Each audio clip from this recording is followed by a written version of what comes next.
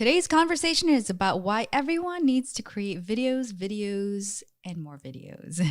If you're a solopreneur, realtor, or creator working to grow your business, brand, and reputation and trying to figure out how to market yourself and be known, well, this episode is for you.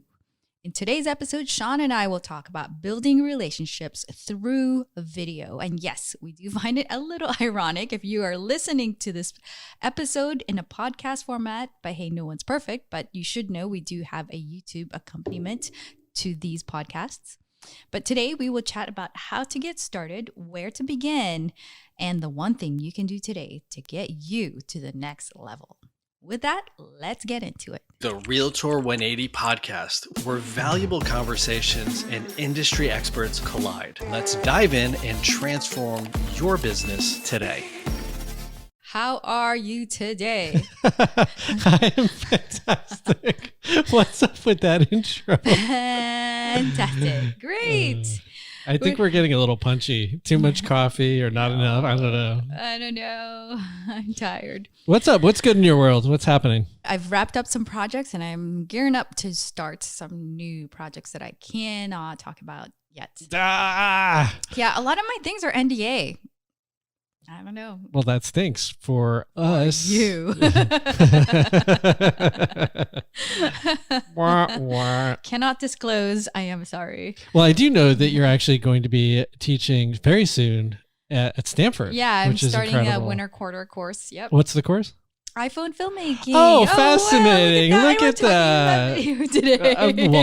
That seems fitting. Oh, look at that. What is the course that, what are you going to cover in that session? It's basically teaching you how to shoot, edit, produce your own videos. It's fascinating because it's so needed for so many industries. Yes. And we'll be obviously Absolutely. talking about that today. But I'm curious with Stanford, who's taking it? Like, what's the profile of the student? Yeah. So when I first started teaching it, I looked up who, and I mentioned this in our last episode, I was so surprised by who's taking it. And it now, even more so now, I've been teaching this for several years, and I've kind of changed the format, and based on who I know is taking the course, I've kind of reformatted it so it gives them really what they need. But the folks that tend to take this class are a lot of entrepreneurs. So CEOs, marketing, founders, folks that need to market themselves and their business, or they need to communicate their story, and they need to do it on a consistent basis. They're the ones that are taking this course. It's so fascinating because as people know, I'm a realtor, and it's interesting because there's many different layers of stories that are all happening simultaneously. Yeah. Like there's the company level story. Like what's the story the company's telling? Right. But then what's the story the CEO's telling? Right. And what's the story of the front line?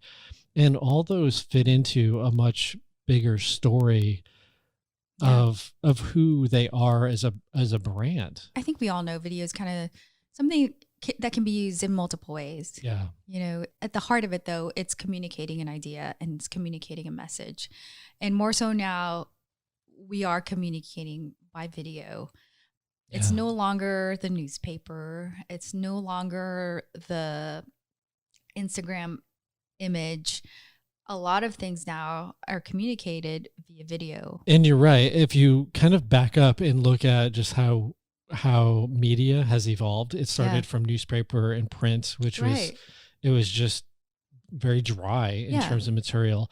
And then future forward with the introduction of technology, we went to video. Like TV was a big uptick in the 50s, 60s, moving on forward.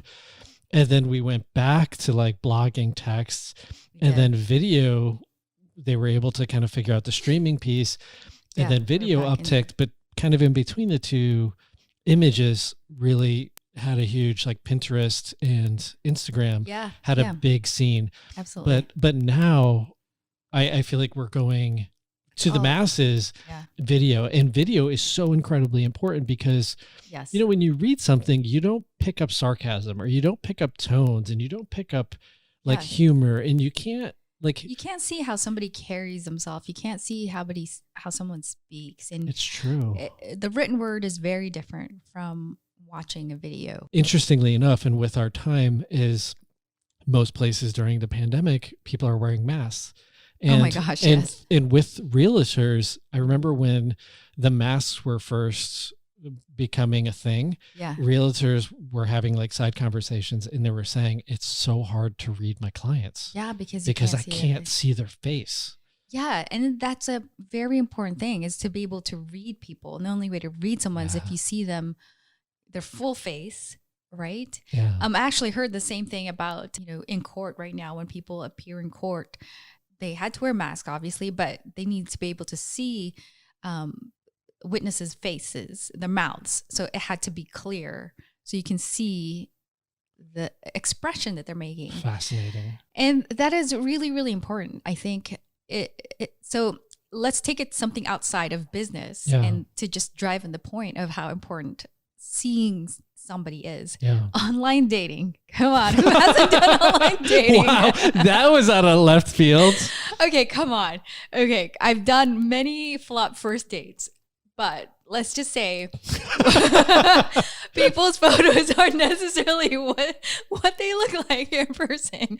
And I argue that, you know what, if I had seen a video of this person, even for just 1 minute, and just heard how they talked and how they carry themselves, I would immediately know whether there's really a potential match or not. That's a really great point. Right now, I'm actually looking to hire somebody, and I'm receiving resumes. And written word on paper is very different than having a dynamic conversation. Absolutely. Especially when written word, they could have taken days, months, years to craft the perfect sentence. Right. I don't know. I know. But in a spontaneous conversation, you can pick up so many more subtle nuances. And to go to marry this to business is, it's so important to hear. Yeah. When you hear and you see somebody and know kind of like how they are, you and I joke around, everyone kind of probably, if you've watched a few of our episodes, you can probably tell I'm somebody that's kind of easygoing. Am I somebody that you want to work with or not? Do you know what I mean? Like you get a sense of who that person is when you see them on video. I agree. It's the last threshold before meeting somebody in person. Absolutely. It's the closest to the reality that you're ever going to have, unless it's scripted, like they're actors or something of that nature. Sure. But even with actors, we have, oddly, in psychology, there's actually a term for it. I don't remember what it's called, but it's when the viewers build a relationship that's one-sided with people they've never met. Yeah, I know. Which like is people fascinating. think they know you. Yeah, which I actually find when I talk to, like, somebody was watching these videos, and we were invited to go and give a talk on their podcast. Right. And then when the person meets you and they're like, I feel like I already know you. Like, that's exactly. It's such an honor because I can't tell you enough. Yeah. There's already been a relationship that's built and established. I absolutely agree. And I mentioned this before, my teaching at Stanford. Yeah. Typically to get a job at Stanford, I'd imagine there's some kind of, because I didn't go through the traditional route. Yeah. There's some kind of application to be an instructor, and then some kind of interview, I would imagine, right? Of like, okay. Can I just call out the irony here that you went to Berkeley? And Stanford's kind of like, it's like the rival school. Oh my God, I feel like such a traitor every time I go on the Stanford campus. You're like sneaking in. Okay, I'm a Cal alum. I'm so sorry. I'm teaching at Stanford.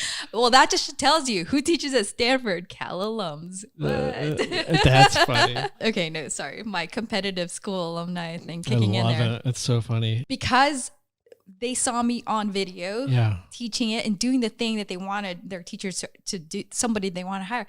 It was slam dunk. Like, hey. Yeah, they basically already interviewed you without you even knowing it. Yeah. You had no pressure, but they were already interviewing you. They were vetting you through your they were already, content. without me knowing, they were already watching a video. They're okay, she'll do. So let me ask you this. This is probably the burning question that a lot of people are curious of, is like, they want to do it. They want to take the step, but they're not. Like, what's, in your opinion, in your expertise, like what is stopping people from just doing this? Like, what's the stick point? I think people overinflate what it needs to be. I think people think it's going to be this huge production. I'm going to I have to hire a whole team, and it's going to take days and weeks for me to produce one video that's good. And then they overwhelm themselves with the process and what they think the process is. Oh, interesting. Yeah. And I have to say, sure, maybe 10 years ago, it was harder. 20 years ago, maybe it was hard. It was. And 20 years ago, it was a huge production. You know, the iPhone wasn't around. Like you couldn't just use your smartphone. You actually had to hire someone. It was hard to gain the knowledge to make a video or to, you know, film something. You had to go to an actual school. Yeah. So because of technology these days, you've got your smartphone. And the accessibility to the basic information you need to know in order to create a video is right at your fingertips. You just got to search who teaches, you know, basics of filmmaking. And that's it. That's all you need. You need your smartphone. You need a little bit of knowledge on how to do it. And that's not going to take you years. That's just a couple hours of watching a few videos on how to do it. Then you got the basics. That's all you need.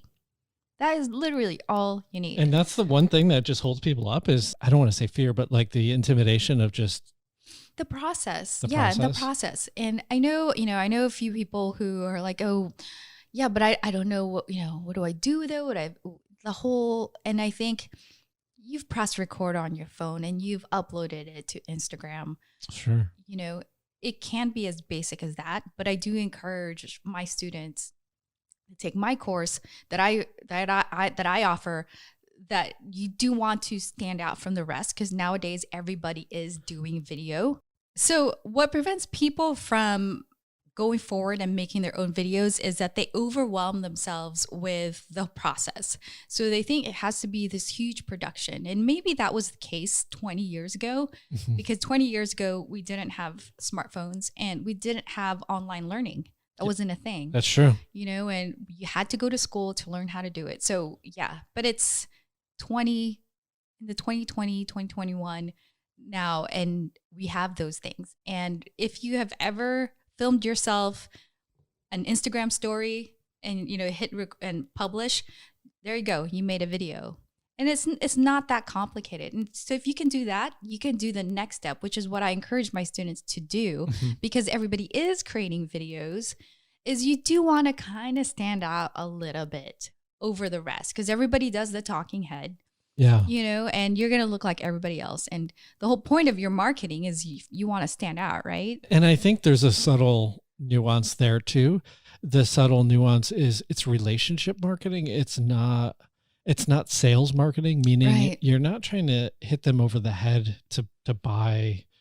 Yeah. Like as a realtor, like it's not about like buying this specific house, but maybe it's just showcasing your expertise about the neighborhood, or about the specific type of faucet that's in this house and why it's so awesome. Right. And it's about like the little pieces, which ultimately showcases your personality, which ultimately gets people to know you, like you, and trust you. Yeah. Which that's basically what you're doing. That's really the core of it. Yeah. And I think what is overwhelming is we do know we can't just make one video and then, okay, that's it. Like that's the thing that's going to get all of my clients. It's just like keeping up a relationship. You have to constantly appear in front of your potential clients or your current clients so that they remember you and that you are building that relationship along the way. Well, it's funny that you brought up dating. Okay. It's kind of like trying to date 5 people simultaneously. Oh, is that right? You know, hear me out. And who does that? No, but hear me out. If you're trying to build 5 relationships simultaneously, it's exhausting and daunting. I want to know. So hold on. But if you're trying to build the relationships on 5 different social platforms, it's going to be hard. It's going to be equally as daunting and exhausting. That's a good point. So it's like a good relationship. If you just pick the one avenue and nurture it and really focus, don't try to like do the shotgun approach of trying to hit too many. Good one, And I see this with realtors is we try to hit way too many platforms. And like right now, my Instagram, it's laughable because that's not where that's I put not your focus. It's not my focus. It's fine. Like I decided to put my energy into LinkedIn, and I actually found that connecting with other realtors, financial advisors, attorneys. That is the best place. Yeah. That's the best place because that's where the other professionals go to hang out. Absolutely. And that generates leads on a bigger scale for me. So that's where I decided to spend my time. For example, for me too, unless you're Gary Vaynerchuk and you've got a whole media group that can post on all of the platforms for you. Oh my God, simultaneously. Multiple times a day. Right? Multiple times a day. Oh my gosh. You do have to pick a platform. So for me, LinkedIn doesn't make any sense. For me, YouTube makes sense because it's where people Google or type in like, how do you blah, blah, blah, and that's where people go for gear recommendations, that's where, and for technology, that's where people go. They go to YouTube. They don't go to Instagram for that. Okay. And I would venture a guess to say that most beginners getting into something, they're going to want to know, hey, Cielo, what gear do I need? Oh, how many times do you get that question? Oh, that's the first thing I'm asked. Really? Yeah, all the time. And then even, so bringing back my Stanford course, but I just kind of, let's just get that out of the way. I'll be the first thing I talk about because I know that's what everybody's going to ask. And so I kind of have a handout. Oh, you do? I do. And I do have a handout like for anybody else that might want it of the gear I recommend and I personally use. Like I don't put anything on there that I have not used. Oh, that's huge. So like my favorite gear. So I hand that out to my student. Okay. Wait, hold on. Where's said list? Oh, okay. So it's a downloadable. It's like an 8-page, just like mics and tripods, like what I recommend for iPhone filmmaking. Yeah. You can go to my website, thestoryographerist.com. It's in the show notes. Cool. Is this free? Are you like duping us right now? No. It's free. It's totally free. And I do update it because gear changes. No, I've seen you do different reviews. And then when I find something better, then I was like, oh yeah, I'll dump the one that's not as good. And I only recommend the really good ones. That's really cool. And I like my gear.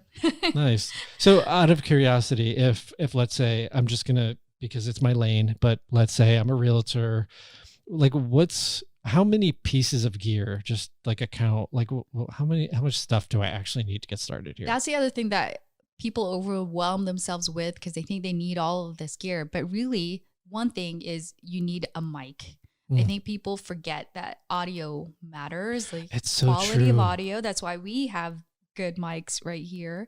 Because if someone is like totally popping, do you know how many of those I click on and I'm like, oh, I don't care how good the content is. I'm out. Like I'm done. I click off it. I actually downloaded an audiobook that had wonky quality. Really? And I was like, no. I was like, no. I can't do it. No way, man. Like, you just read the book. It's funny. I think we've talked about this before, but I do audiobooks because I can do them when I'm driving. That's true. And I'm in my car a ton. So I can listen to them at 2x and that's right. Yeah, just that is hammer the through a bunch of books. Right, so my goal right now for the year is to do one audiobook every 2 weeks. Oh, that's awesome. That's so doable. 24 at 2x, yeah. 24 in a year. Don't you sometimes there's 3x? I wish I could just 2x people in real life. Oh my God, so do I. Like, oh my gosh. I'm like, can we just like speed this up? Like, I don't need to know all of this. You know what I do? I probably shouldn't say it, but like there are sometimes I'm part of these different groups and we have, Zoom meetings and then Zoom meetings are recorded.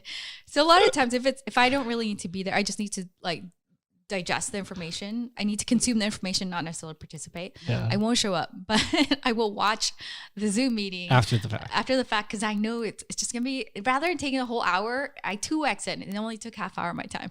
I don't remember where I heard this, but they're like, what's the one thing outside of the pandemic that you wish stays around? And they're like, the mute button.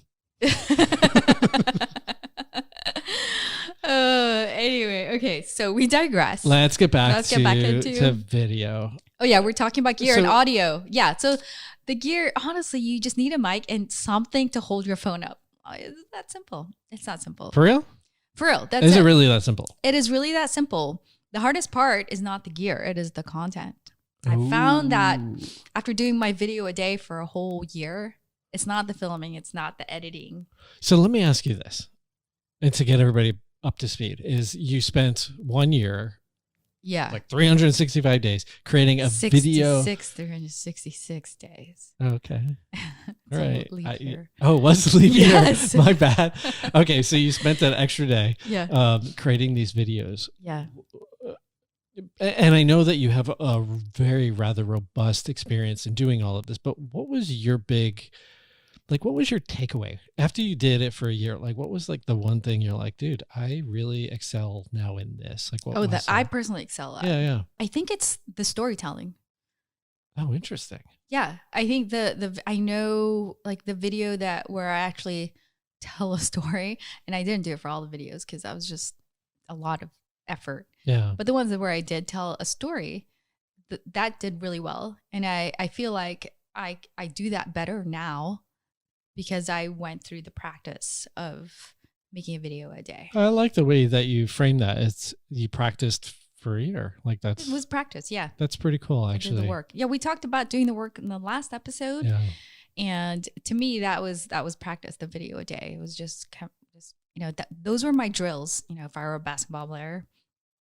That's a great way to look at it, actually. So just out of curiosity, the bulk of your videos, what's like the average duration?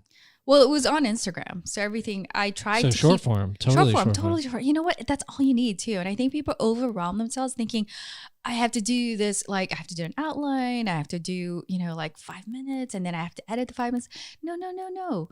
Honestly, like you can say a lot in short 1 minute videos. And then if you just do that often enough, like once a week, and then your audience sees you, your potential clients see you. And what also happens is not only do those that follow you see you, but they share your videos. And then that's how you reach more people without you doing more work. So, and that's where the geometric growth genuinely yeah. comes in. And we talked about it in the previous episode where somebody from CBS saw one of your videos, and then that parlayed into another thing, which then parlayed into another. And it starts to morph and grow your business and your relationships ultimately. And you don't need like overly produced videos. And in fact, some of the videos that I made were super raw. And those connected really well with people, and it was less than a minute. And I would actually say, because I saw you do this whole process, but the ones that were niche specific, yes, actually they way outperformed everything else. Absolutely. Like, there was one video that I did showing how I do something, how I edit, and that one was saved by the most people by far. And I was like, ooh. Oh, interesting. So that one was saved the most. Which one had the most views? The one most views was the one was storytelling. So I had gone to this sneaker shop and I told the story of, it was less than a minute, and I was able to tell a whole story about the sneaker culture and the significance of this sneaker store and why it was important and why all these shoes on the wall were impressive. That's super cool. Well, I actually have Melissa tag that in the show notes. So if somebody wants to see it. Yep. But the point of that is it was niche specific. So if you're, let's say, a financial advisor and you're giving like very niche specific for your industry. Absolutely. That's incredibly important. Then they're building a relationship with you. And it's showing people, your stuff, and at the same time, you're providing value. And that's what I encourage people to do is don't just make a video about your day and what you had for lunch. And, like, unless you're someone famous like Ryan Gosling, and I will absolutely devour those videos. But if you're not like a Ryan Gosling. Interesting. But if you're not quite anyone like Ryan Gosling or, then most likely people will watch the ones where you're providing information and value. That is incredibly helpful. Thank you. Thanks for sharing that. I know this is a different format than we normally do, but I feel like that being able for us as solopreneurs to tell our narrative, to tell our story, and to share with our communities it's so incredibly important, because at the end of the day, you're not going to do business with nobody. Like you need, you need all the people around you to support it, to support you. Yeah. And I think folks that are watching this episode on YouTube, you can see, what if you just read our words rather than watched us say them. That's a completely different effect, right? And I know you also have a video on your website about you and who you are. So I think it's... Yeah, thank you. Thank you for making that for me. Anytime. But, I think it's incredibly important. And I think don't put too much pressure on yourself to create something huge. The most important thing is showing up consistently and doing it well enough, and providing value to those that are watching you. I agree. I would also just stack on that. You don't need anything fancy to get started. No, not at all. Just get started. Just do it. Absolutely. On that note, thanks for joining, Cielo. I always enjoy our conversations. Yes, and if you guys out there found value in this, please hit the subscribe button and feel free to share it with somebody you feel would receive equal value. Thank you for joining us on today's episode of Realtor 180, where industry experts elevate your business. Be sure to subscribe and share this episode with a friend. Until next time, keep thriving.